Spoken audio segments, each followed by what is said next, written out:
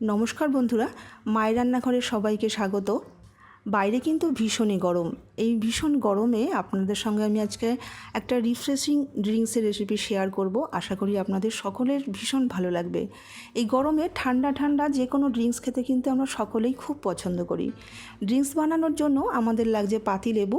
আমি এখানে একটা পাতিলেবু নিয়েছি। পাতিলেবুটাকে ছুরি দিয়ে অর্ধেক টুকরো করে কেটে নিচ্ছি। এবার এই পাতিলেবুর বীজটাকে খুব ফেলে দিচ্ছি। ফেলে দিয়ে আমি এই পাতিলেবুর অর্ধেক টুকরোটাকে আমি আরও 4 টুকরো করে নেব। ছোট ছোট টুকরো করে কেটে নেব।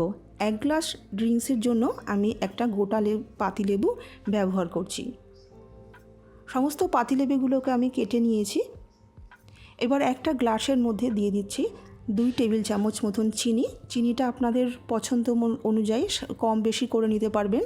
এবার লেবুটাকে দিয়ে দিলাম, কেটে নেওয়া লেবুটাকে দিয়ে দিলাম, আর দিয়ে দিলাম 8 থেকে 10টা পুদিনা পাতা, ফ্রেশ পুদিনা পাতা। এবার একটা ভারী কিছু দিয়ে সমস্ত কিছুর রসটাকে একটু চেপে চেপে বার করে নিতে হবে। পুদিনা পাতা, লেবু সমস্ত কিছু রস বার করে নিতে হবে। আর চিনিটাও কিন্তু সুন্দর গলে যাবে। গলে গেলে এখানে দিয়ে দিচ্ছি বেশ কিছুটা বরফের টুকরো করে দিয়ে আমি এখানে এক গ্লাসটা ভরে একটুখানি স্প্রাইট ঢেলে দিচ্ছি। আপনারা হাতের কাছে স্প্রাইট যদি না থাকে যে কোনো কিন্তু সোডা ওয়াটারও এখানে ব্যবহার করতে পারেন। পুরো গ্লাসটাকেই ভরে দিয়ে দিচ্ছি। এটা কিন্তু খুব ভালো ঠান্ডা হতে হবে, খুব কড়া ঠান্ডা হতে হবে, তাহলেই কিন্তু ড্রিঙ্কসটা খেতে কিন্তু বেশি ভালো লাগবে। এবার সামান্য একটু বিট লবণ উপর থেকে ছড়িয়ে দিচ্ছি আর সব কিছু খুব ভালো করে মিশিয়ে দিচ্ছি। তাহলেই আমাদের একটা রিফ্রেশিং সুন্দর ড্রিঙ্কস তৈরি হয়ে যাবে। ওপর থেকে একটু গার্নিশিং করে দিলাম।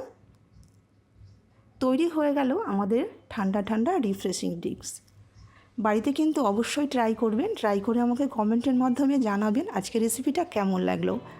তাহলে আজকে এইটুকুই, দেখা হবে আবার অন্য কোনো ভিডিও নিয়ে। যদি রেসিপিটা ভালো লেগে থাকে তাহলে প্লিজ চ্যানেলটাকে সাবস্ক্রাইব করে আমার পাশে থাকবেন। আজকে এইটুকুই, নমস্কার।